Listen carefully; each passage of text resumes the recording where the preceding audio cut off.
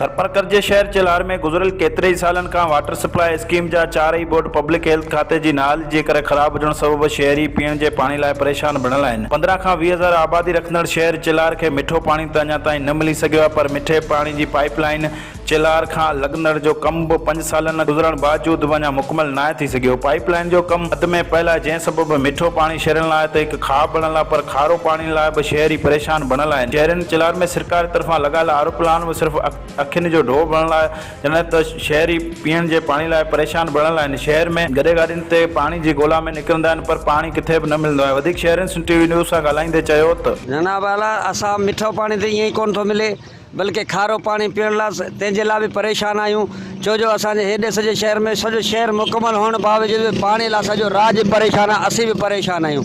ऐं न असां वटि लाइन आहे, न पाणी आहे, न मिठे पाणी जी लाइन अचे थी बि, तंहिंखे बि बंदि थी वई आहे। हाणे कमु सभु मुकमल थी न सघियो आहे, उनजे करे पाणी मिठो त ईअं ई कोन थो मिले, पर के शहर में खारो पाणी पीअण लाइ बि परेशान आहियूं।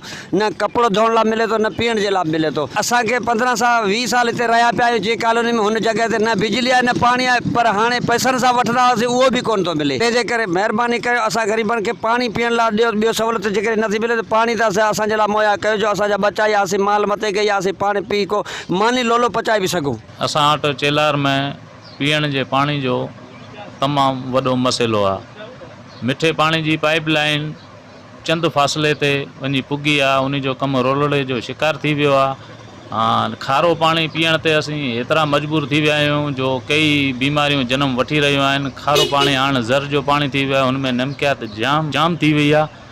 असीं चूंडियल नुमाइंदनि खे इहो अर्ज़ु कंदासीं त असांखे मिठे पाणी जी पाइपलाइन पहुचाई वञे। चूंडियल नुमाइंदनि खे इहो अर्ज़ु कंदासीं त असांखे पाणी जो वधि में वधि मसइलो हल कराए ॾिनो। चिलार जा रहवासी जेको मिठे पाणी खां त बिल्कुलु ई सम्झो महिरूम आहियूं। काफ़ी सालनि खां जेको कमु हले पियो मिठे पाणी जी पाइप लाइन जो, उहो बि रोलड़े जो शिकार थी वियो आहे।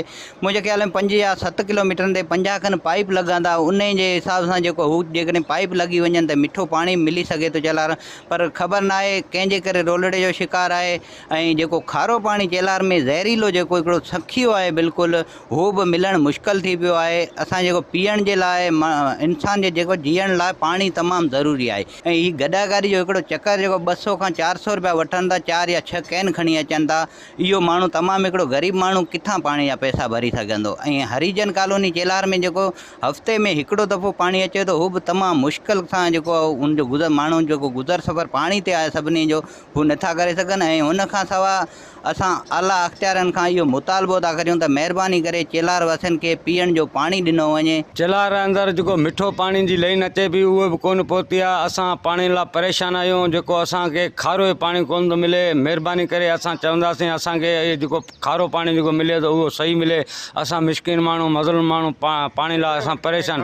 हींअर अॻु में कोन मिलंदो, हींअर तक़रीबन 20 ॾींहं थी विया आहिनि असांजे पाणी अचे कोन थो। असां मिस्किन माण्हू असां परेशान थी विया आहियूं। जेको असांजा हिते खूह आहे उहो बि ख़तमु थी विया। जेको पुराणे दौर सां असां पाणी खूहनि में कढंदा आहियूं, कोई शइ न आहे असां वटि, को वेट न आहे, को असां वटि वर्त न आहे, को कोस न आहे, असां कंहिं में पाणी कढियूं। हिन जे करे असां तमामु परेशान आहियूं पाणी लाइ। असां इंतिज़ामिया खे असां हथ ॿधी चवंदासीं न महिरबानी करे असांखे पाणी ॾिनो जाए, जेको मिठे पाणी जी लाइन आहे इहो बि जल्दी असांखे ॾिनी वञे। चिलार शहर में पाणी न आहे, पाणी जो शिकार आहियूं। महीना 2 थिया तंहिंखां पोइ पाणी न आहे। मिठे पाणी जी लाइन मिठी खां अचे थी, चिलार खे वेझो अची वई आहे, पर हुते हाणे बंदि थी विया आहे। उहो त न मिली सघी आहे, पर खारो पाणी चिलार में जेका आहे उहो बि हाणे मिलणु मुश्किल थी वियो आहे।